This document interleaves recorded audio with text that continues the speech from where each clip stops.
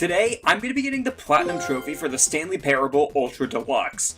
I played this game back on PC when it was just originally known as the Stanley Parable, and then they came out with Ultra Deluxe, which is a port/remaster of the game that added new endings and new things to do, and also brought it to consoles. Now, I already played this game on PC, but I had never played it on console before, so I was really excited to revisit it. However, what I didn't realize is the fact that this trophy list kinda sucks. Oh my god! Now, there's only 12 trophies in this game, including the Platinum, and you may be looking at that and thinking, wow, that's not bad. What's wrong with that? Well, the issue with that being is that it takes over 24 hours in order to get this Platinum Trophy. Not only that, but you don't need to get most of the endings in the game in order to get the Platinum, so while I do think this is an amazing game that anybody should play and will have a good time with, it has a horrible trophy list. And there's one trophy in particular that made me thought about killing myself. I'm getting ahead of myself though, but before we get started with the trophies, make sure to go ahead and hit that like button and subscribe to the channel if you enjoy trophy hunting. See, this is my 23rd Platinum Trophy that I have gotten so far, and I'm trying to do a challenge to see if I can get up to 30 before I hit 3,000 subscribers. So you want to make that challenge a little bit harder? Well, you know what to do then. Alright, so the first trophy I went ahead and did was just by beating the main story. Now, the Stanley Parable is all about going different paths and going with the narrator or against the narrator to get a bunch of different endings. The main ending that you can get is just by following him and following the story the whole way through. So I went ahead and did that, and later on I'd actually have to do this in a speedrun, but so far all I had to do was just beat it, and it gave me a trophy. Not only that, it gave me the second trophy for getting my first trophy, so 2 for the price of 1, we're already starting off strong. Now that our first trophy was done and we had escaped the facility, I decided to go ahead and start preparing for the speedrun trophy. There's a speedrun trophy for completing the main ending of the game in under 4 minutes and 22 seconds. Now, this doesn't seem too hard, but you actually have to be pretty precise with things, and you have to do a little bit of prep beforehand, like going through and inputting this code multiple times correctly so that the door will just be open automatically when you enter later. However, I got this miscellaneous trophy for mashing the 8 button this time, and I got that trophy right there. The other way to make the speedrun trophy a lot easier is by constantly resetting the game until you get this blue beginning. This makes it so that it cuts off about 15 seconds from the start and just makes a shorter walk to the first 2 set of open doors. After that though, all I have to do is play cleanly and make sure I take my lines as clean as possible and my turns really sharp, and I was able to get the trophy for the speedrun. Now that that was done, it was time for me to start doing the long process of getting the true ending, starting off by restarting the game, where this disembodied voice asked me to set the time and congratulated me for actually setting it to the correct time. He then said that the next time I reset the game, I could set it to my favorite time. We also got a trophy right after this for just resetting the game and opening it again, so thanks developers, I guess. You guys are so nice. Seriously, the first couple trophies have been popping so quickly that it made me feel like I was on top of the world and had me feeling like, so because I'm so used to talking to the voices in my head, I restarted the game and set the time to my favorite time, which was 4:20, which not only is the number of the funny lead number, but was also the number of men that your mother has slept with. The disembodied voice came back and asked me how accurate that time is based on a slider. He then said the next time I rebooted the game I would get more sliders, so I did that and got a bunch of sliders that I got to fiddle around with. After messing around with that one more time, I rebooted the game and got one more conversation with the disembodied voice where he told me that he would see me one more time. This is absolutely needed in order to get the true ending, by the way, and you have to do this in order to get one of the trophies. Now that that was all said and done, I tried to jump for joy by pressing the X button a couple times, but I couldn't, and the game rewarded me for a trophy for my efforts. This is how you know you played too many 3D platformers, by the way. So now it was time for us to do the new content featured in this game. So we went ahead and entered this door, and we went through this whole spiel about what the Stanley Parable is. And we got brought to the new content. The jump circle, baby! Look at that! You can actually jump now! Let's go! It's a real video game! After that, we move on and find out that's all the new content they added in the Stanley Parable Ultra Deluxe, and this is where the narrator kind of gets fed up, and he talks about how the good old days used to be better, where game developers wouldn't just make cash grabs and actually put new, meaningful content into their deluxe editions and stuff like that, and it's a really fun commentary on the video game genres. He even made a quip about this game being on PlayStation, which I found really freaking funny.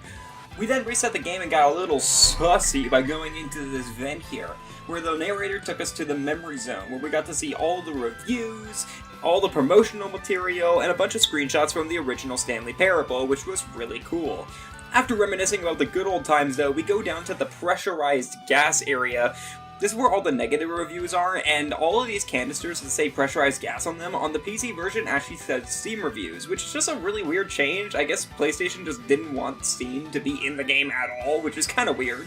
After reading a bunch of negative reviews, a lot of people seem to have asked for a skip button so they can skip some of the dialogue, and so the narrator gives us just that. We get a skip button, and we keep hitting it over and over and over, and it keeps skipping more and more time forward, until we get into this desolate wasteland with nothing around us. This actually reminds me of how my dad left and never came back. I feel like he probably got lost in this wasteland as well. After we reset the game once more time after that, we get introduced to the new content with this bright shiny sign. Here the narrator tells us we don't need some lazy port, but instead we need the Stanley Parable 2, and we get this awesome exhibit of what that game could look like. It's here that we get introduced to our collectibles, the Stanley figurines. There are 6 of these in the game, and this is the first mandatory one that we have to pick up. After exploring a little bit more, you can find this broken trophy machine. And this is actually the trophy that we're working towards right now, where you need to get the true ending and then come back here to get this. But, of course, we had the most important part of the Stanley Parable 2 to get to, which is, of course, the bucket. Now this bucket is used for a bunch of different endings that you can get in the game, but we're not really worried about that right now. What we're worried about is the fact that Stanley and the narrator absolutely blow a gasket every time they talk about this bucket. Like seriously, every time they talk about it, they basically all over the place. After going through the exhibit though, the narrator decides that you should just keep the Stanley Parable the way it is, but put in the new things that we came up with for the Stanley Parable 2 to keep the content fresh and alive. So we do our final reset, get this really cool intro sequence that shows that it's now apparently the Stanley Parable 2 without even me buying it, and now all the new content is added into the base game, which is really awesome. So it's time to go hunting for collectibles. We need all 6 of the Stanley figurines. Thankfully these are all in the same place, and you just have to do a couple playthroughs of different pathways in order to get to them.